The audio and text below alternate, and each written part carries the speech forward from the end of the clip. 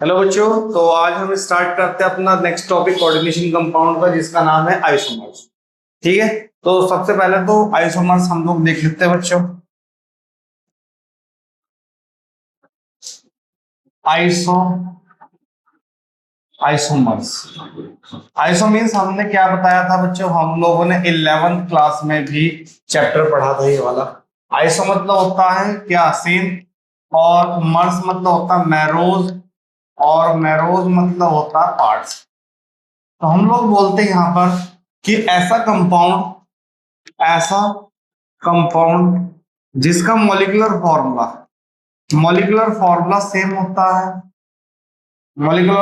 Same होता है और स्ट्रक्चर क्या होता है, डिफरेंट होता है। सेम मॉलिक्यूलर फॉर्मूला और डिफरेंट स्ट्रक्चर, वो क्या कहलाता है, हमारा आइसोमर्स कहलाता है। ठीक है बच्चों, तो जो हमारे आइसोमर्स होते हैं, दो टाइप के हम लोग पढ़ते हैं। एक तो हम लोग पढ़ते स्ट्रक्चरल, और एक हम लोग पढ़ते कौन सा, एक हम लोग पढ़ते हैं कौन सा, स्टीरियो स्टीरियो आइसोमर। स्ट्रक्चरल में हमारा होता आयनाइजेशन आइसोमर्स, आयनाइजेशन हो गया और हाइड्रेटेड हो गया, और इस हाइड्रेटेड को सॉल्वेशन भी बोलते हैं, सॉल्वेटेड। और लिंकेज आइसोमर होगा, लिंकेज आइसोमर हो गया। और एक होता है हमारे पास में कोऑर्डिनेटेड कोऑर्डिनेटेड कोऑर्डिनेटेड आइसोमर। ठीक है बच्चों, ये वाले पे स्टीरियो में हम लोग दो पढ़ते, तो पढ़ते हैं हम लोग जियोमेट्रिकल, और एक हमारा होता ऑप्टिकल। तो आज इस लेक्चर में हम लोग ये पूरा टॉपिक क्या करेंगे, कंप्लीट करेंगे। ठीक है बच्चों, चलिए। तो भाई अभी हमने देखा है, समझते हैं भाई हम लोग कि ये पूरी डेफिनेशन है आयनाइजेशन आइसोमर्स, हम लोग देखते हैं।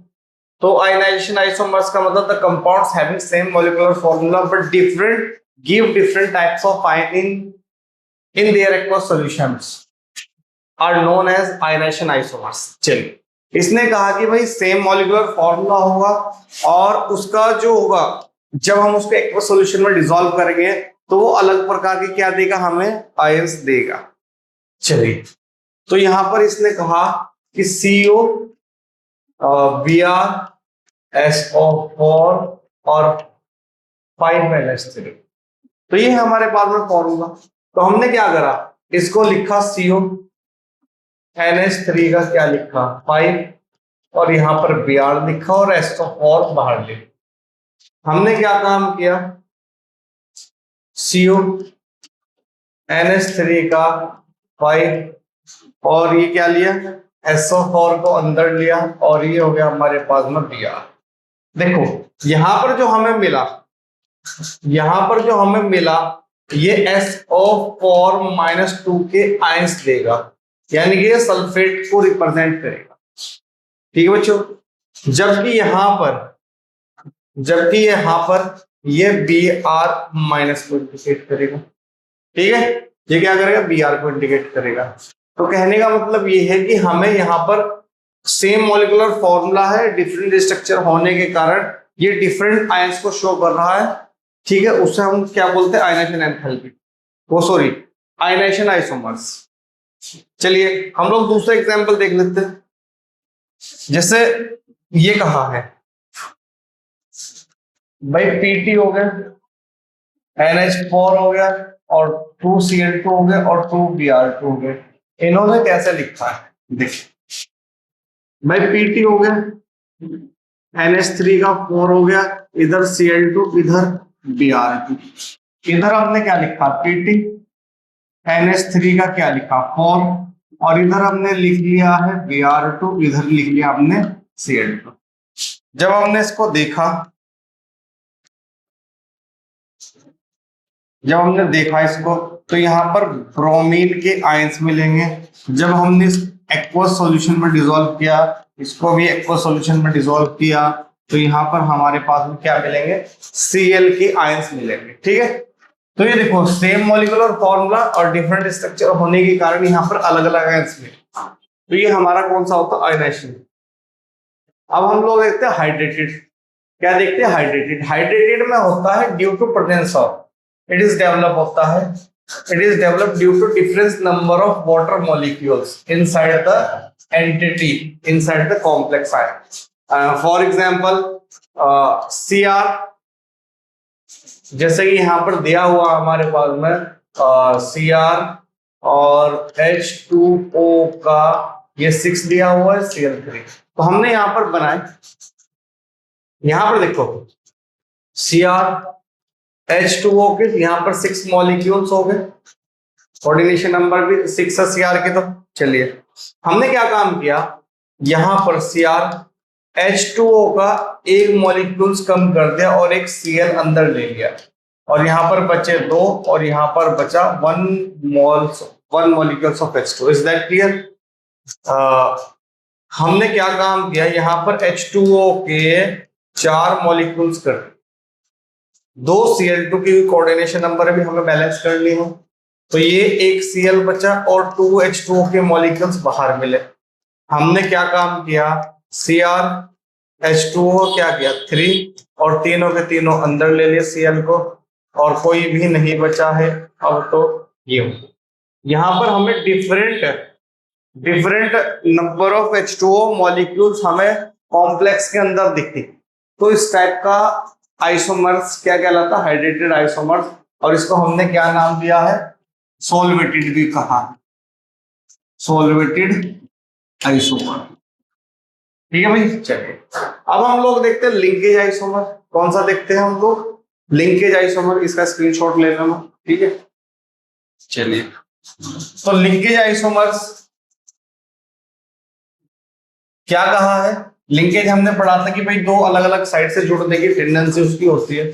जैसे यहां पर ये होता है एम्बिडेंट। एम्बिडेंट हमने बताया था, एम्बिडेंट क्या बताया था, एम्बिडेंट बताया था जैसे कार्बन के थ्रू जुड़ना, या फिर नाइट्रोजन के थ्रू जुड़ना, या नाइट्रोजन के थ्रू जुड़ना, या फिर किसके थ्रू जुड़ना, ऑक्सीजन के थ्रू जुड़ना। तो कुछ ऐसे लाइगेंड्स जिनमें 2 जगह से जुड़ने की टेंडेंसी होती है वो एम्बिडेंट लाइगेंड्स कहलाते हैं। और यहां पर क्या होता है, इनमें देखो CO, और ये हो गया हमारे पास में NH3 का 5, और ये हो गया NO2, चलिए, और ये हो गया Cl। यहां पर जो है यानी कि जो ये सेंट्रल मेटल एटम होता है, ये नाइट्रोजन के थ्रू जुड़ा होता है। जब हमने दूसरा इसका स्ट्रक्चर लिखा CO NH3 का 5 ONO, ये हो गया Cl2। यहां पर जो जुड़ा हुआ है यानी कि सेंट्रल मेटल एटम ऑक्सीजन के थ्रू जुड़ा हुआ, किसके थ्रू जुड़ा हुआ, ऑक्सीजन के, यहां पर नाइट्रोजन के थ्रू जुड़ा हुआ। यानी कि जो सेंट्रल मेटल एटम है 2 अलग अलग साइड से जुड़ सकता है, किसमें, हाँ, लिंकेज आइसोमर्स के अंदर। ठीक है भाई, चलिए इसका भी स्क्रीनशॉट ले लो।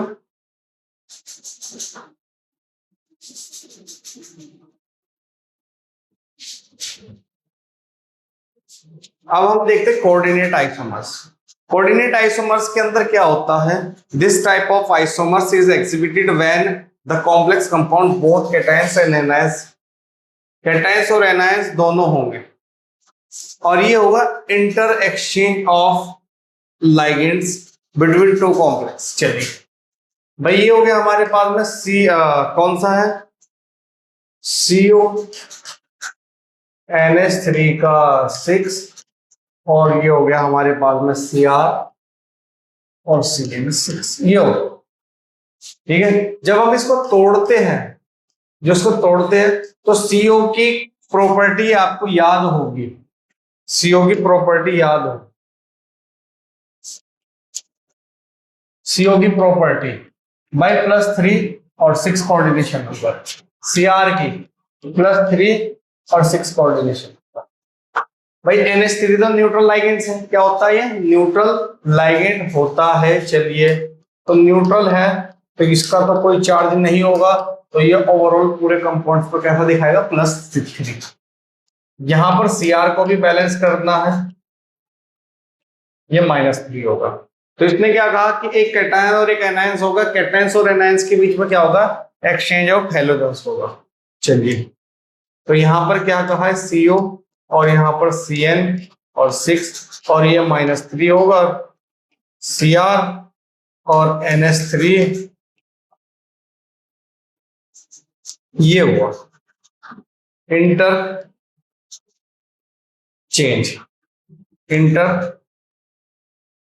चेंज ऑफ लाइगेंड्स का इंटरचेंज हुआ। ठीक है भाई, ये हम लोग इस तरीके से करते हैं। चलिए आगे बढ़ते हैं हम लोग, ज्योमेट्रिकल आइसोमर्स। स्टीरियो में क्या होता है, सेम मॉलिक्यूलर फॉर्मूला होगा, समझ लो। यहां पर क्या होता है, मॉलिक्यूलर फॉर्मूला भी सेम होगा, सेम मॉलिक्यूलर फॉर्मूला होगा, और इसका जो कॉन्स्टिट्यूशन होगा बना हुआ भी सेम होगा। बट एक चीज में होगा, क्या होगा, यहां पर ओरिएंटेशन का डिफरेंस होगा, spatial orientation of ligands in the space of the metal ions. केवल डिफरेंस का होगा, difference only with respect to the spatial orientations. यहां पर हमारे दो प्रकार के आइसोमर्स पॉसिबल होंगे, ज्योमेट्रिकल और ऑप्टिकल आइसोमर्स। चलिए भाई, ज्योमेट्रिकल को देख लेते हैं। ज्योमेट्रिकल होता है due to change in relative position of ligands around central metal atoms and form different forms are obtain which are known as geometrical isomers.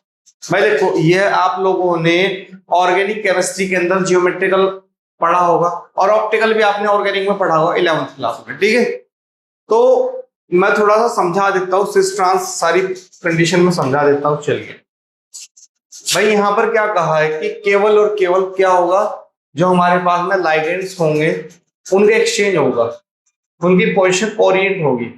जैसे कि हम कार्बन के रेस्पेक्ट में पढ़ते हैं, ये हमने A कहा, ये हमने A कहा, ये हमने B कहा, और ये हमने B कहा।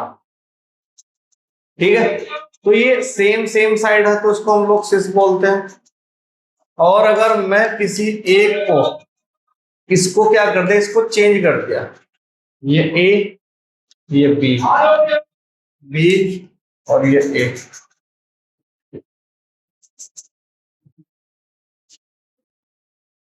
तो भाई ये वाला हो गया सिस।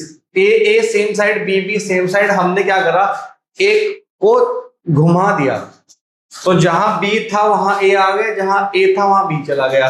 तो देखो, A के ठीक सामने A, B के ठीक सामने B, तो ये वाली कंडीशन हमारी क्या कहलाती है, ट्रांस कहलाती है। एक कहलाती है सिस और एक कहलाती है ट्रांस। देखो, सिस और ट्रांस की जो प्रॉपर्टी होती है वो डिफरेंट होती है।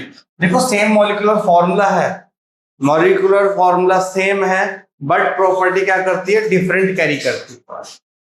ठीक है भाई, चलिए, तो यहां पर ये वाली हमारी कंडीशंस बनेगी सिस ट्रांस की। तो हम लोग देखते हैं, एक बड़ी इंपॉर्टेंट बात मैं बता दूं आपको, जो हमारे पास में 4 कोऑर्डिनेट बॉन्ड वाला होता है, जो टेट्राहेड्रल बनाता है, टेट्राहेड्रल ज्योमेट्री बनाता है, वो सिस ट्रांस नहीं दिखाता है। ठीक है, केवल और केवल कौन सा दिखाता है, आपका स्क्वायर प्लेनर, जिसका कोऑर्डिनेशन नंबर क्या होता है, 4 होता है, वही केवल स्क्वायर प्लेनर ज्योमेट्री दिखाता है। इस चीज को ध्यान रखना है। चलिए भाई आगे बढ़ो। तो हमने देखा यहां पर कंडीशन, भाई ये A है, ये A है, ये B है, ये B। हमने क्या काम किया, एक को पकड़ के घुमा दिया, इसको घुमा दिया,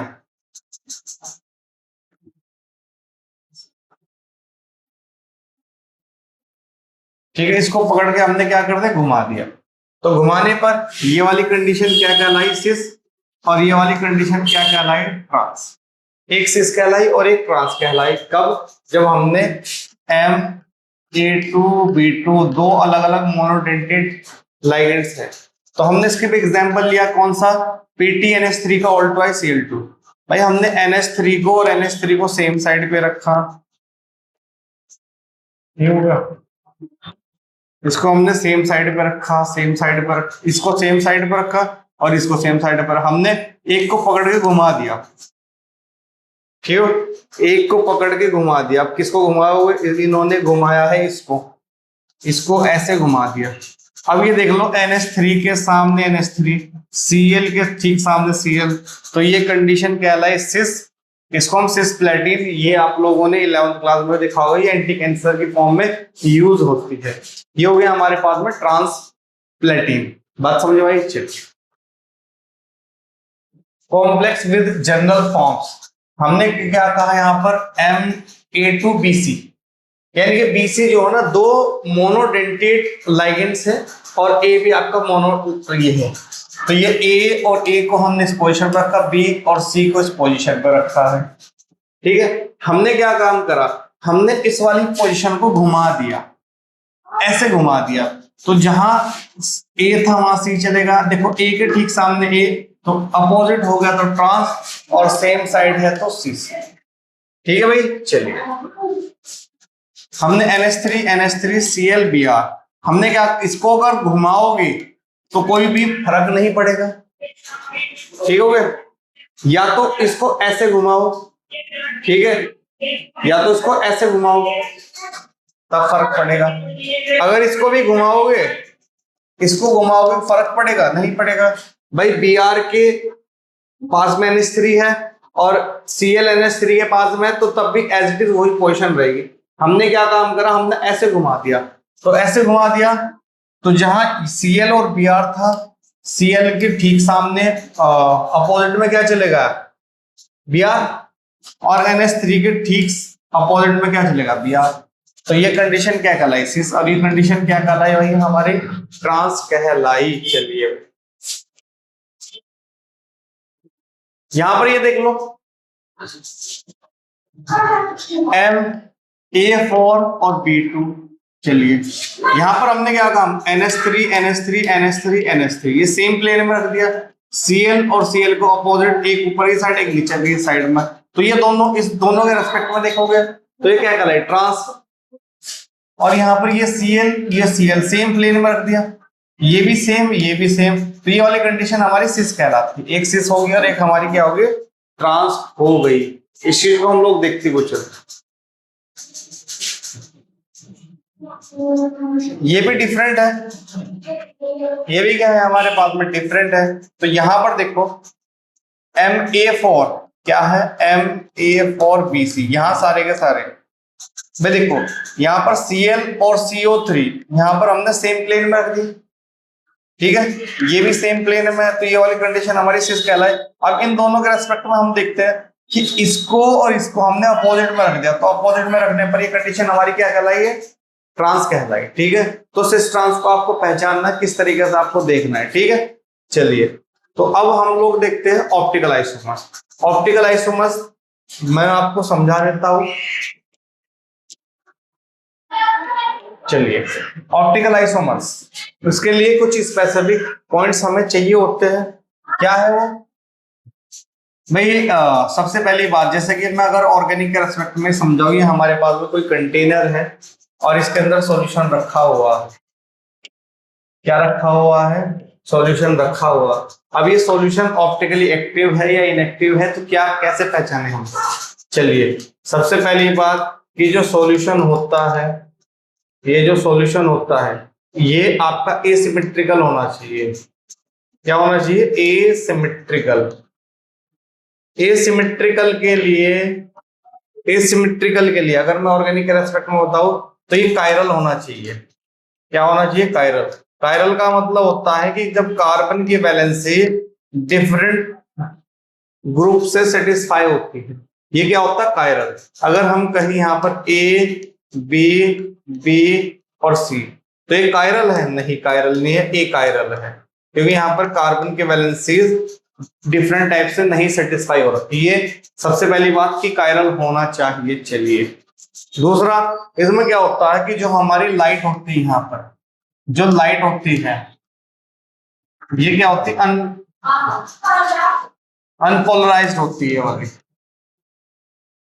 क्या होती है वाली, अनपोलराइज्ड, यानी कि ये फैलती है, spread over the all direction, ये सभी डायरेक्शन में फैलती है। तो हम लोग इसको क्या करते हैं, इसको हम लोग निकोल प्रिज्म, जब हम इससे पास करते हैं इसका नाम होता है निकोल प्रिज्म। तो इसको क्या कर देते हैं, ये पोलरीमीटर होता है ये वाला, ठीक है। ये इस लाइट में से जब इसको पास करती है तो ये पीपीएल, प्लेन पोलराइज लाइट में इसको कन्वर्ट करते हैं। तो भाई प्लेन पोलराइज लाइट में कन्वर्ट करने पर यहां पर हमें दिखता है, यहां पर दो कंडीशन मिलती है, या तो ऐसे और या फिर ऐसी। देखो भाई, अगर ये लाइट क्लॉकवाइज डायरेक्शन में घूमनी तो ये डीफॉर्म कहलाता है। क्या कहलाता है वाला? डीफॉर्म कहलाता है। D4 होता है डेक्स्ट्रो रोटेटरी, ठीक है। और ये अगर ये एंटी क्लॉकवाइज में घूमी तो ये एल फॉर्म कहलाता है, जिसको हम बोलते हैं लीवो रोटेटरी। क्या कहलाता है? Levo rotatory. इसको हम लोग पॉजिटिव से भी डिनोट करते हैं और इसको हम लोग क्या करते हैं, नेगेटिव से भी डिनोट करते हैं, ठीक है। अब यहां पर तुम्हें एक चीज मिलती है ऑर्गेनिक के रेस्पेक्ट में, रेसमिक। जब हम लोग क्या करते हैं, रेसमिक मिक्सचर, यानी कि जब हम इक्वल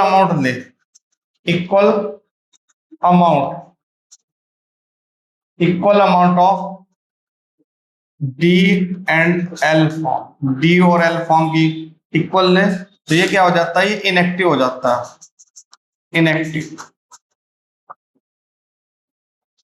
ये हो गया, ये क्या हो गया हमारा, इनएक्टिव फॉर्म हो गई।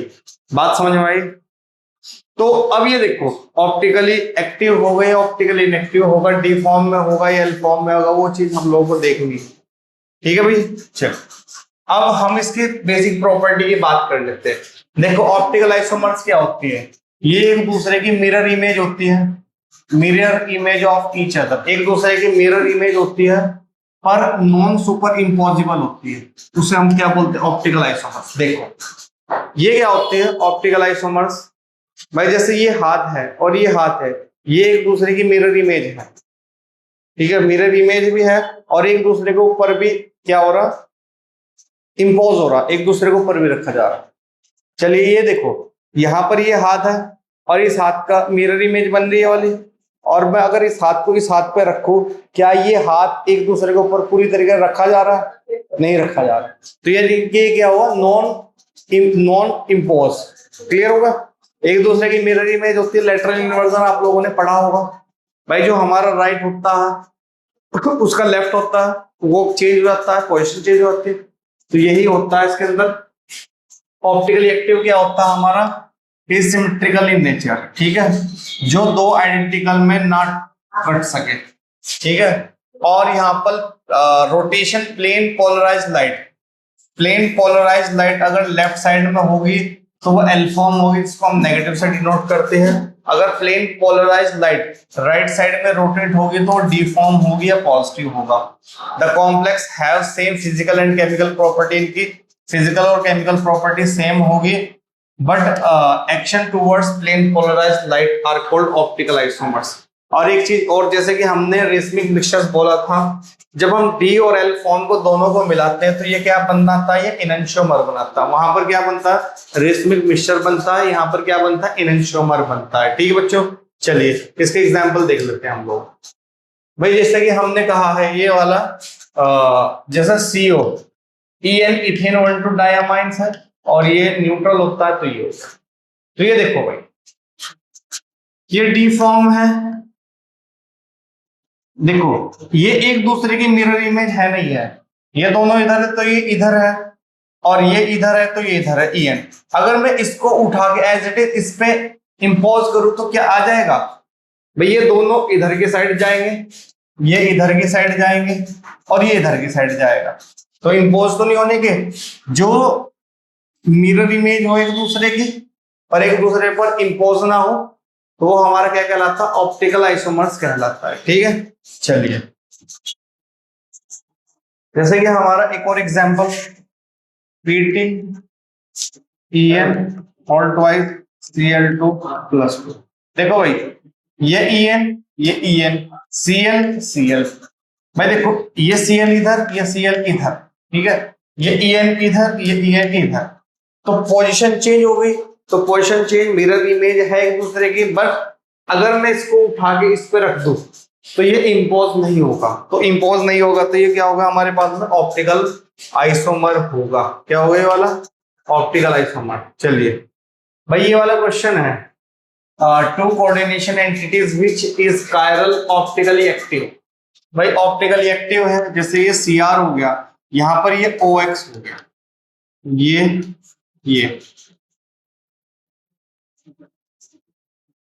क्यों है, ये Cl, ये Cl हो गया, ये सेम साइड है, ये सेम साइड है, तो उसको हम क्या बोलते हैं, सिस। अगर मैं इसका ट्रांसवर्जन बनाऊं, ये OX, ये इधर, ये इधर, ये OX, ये इधर, ये Cl, ये C। तो ये क्या कहलाता है हमारा, ये कहलाता है ट्रांस। ठीक है, बात समझ में आई। चलिए, तो ये ऑप्टिकली एक्टिव है ये वाला एनसीईआरटी क्वेश्चन है। अब जितने भी आपके एनसीईआरटी क्वेश्चन है वो आपको लगाने हैं। ठीक है, ज्योमेट्रिकल के हो गए, ऑप्टिकल के हो गए, स्टीरियो आपके स्ट्रक्चरल के हो गए, सभी एनसीईआरटी क्वेश्चन आप ट्राई करेंगे। ठीक है, ओके, थैंक यू।